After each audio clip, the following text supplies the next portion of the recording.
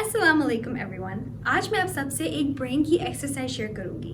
इस एक्सरसाइज को करने से आपके दिमाग के न्यूरॉन्स स्टिमुलेट होते हैं और बेहतर भी होते हैं, और ये है नॉन डोमिनेंट हैंड राइटिंग। तो हम सब का एक डोमिनेंट हाथ होता है और एक नॉन डोमिनेंट हाथ। डोमिनेंट हाथ वो होता है जो हम ज़्यादातर इस्तेमाल करते हैं अपने रोज़ की एक्टिविटीज़ करने के लिए, जैसे कि लिखने के लिए जो हम हाथ इस्तेमाल करते हैं, ड्रॉ करने के लिए या फिर दांत ब्रश करने के लिए। और नॉन डोमिनेंट हाथ वो होता है जो हम ज़्यादातर इस्तेमाल नहीं करते किसी काम के लिए।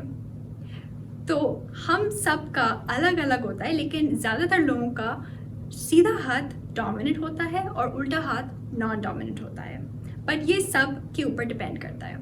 जब आप अपने नॉन डोमिनेंट हाथ से लिखेंगे या ड्रॉ करेंगे तो आपके दिमाग में हरकत बढ़ेगी, जिससे आपका दिमाग और ताकतवर होगा, और आप अपने दिमाग को एक नई महारत भी सिखा रहे होंगे, जिससे आपके दिमाग में नए कनेक्शंस ग्रो होंगे।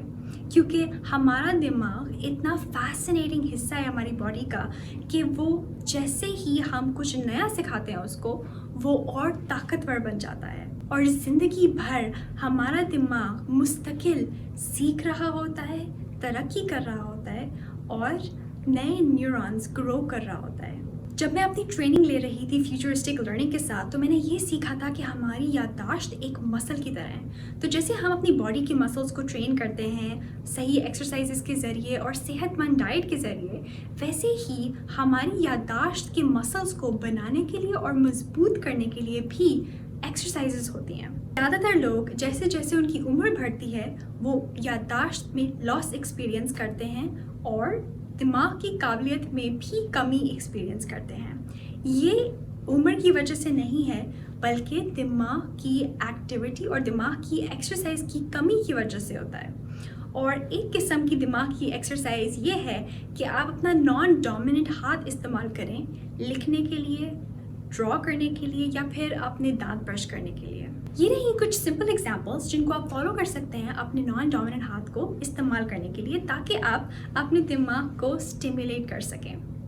जब आप पहली बार अपने नॉन डोमिनेंट हाथ को इस्तेमाल करेंगे लिखने के लिए या ड्रॉ करने के लिए, तो आप देखेंगे कि बिल्कुल प्रिसाइज ड्राइंग नहीं होती है या बिल्कुल प्रिसाइज लिखा नहीं जाता है इस हाथ से। लेकिन प्रैक्टिस के साथ साथ ये आपकी ड्राइंग भी बेहतर होगी और आपके दिमाग की कनेक्शंस, न्यूरल कनेक्शंस भी और मजबूत हो जाएंगी। इस एक्सरसाइज से आपकी क्रिएटिविटी में भी इजाफा होगा। तो अगर आप कोई ऐसे लिख रहे हैं और आपको क्रिएटिविटी की थोड़ी कमी महसूस हो रही है, तो इन स्केचेस को कुछ मिनट्स के लिए अपने नॉन डोमिनेंट हाथ से ड्रॉ करने की कोशिश करें।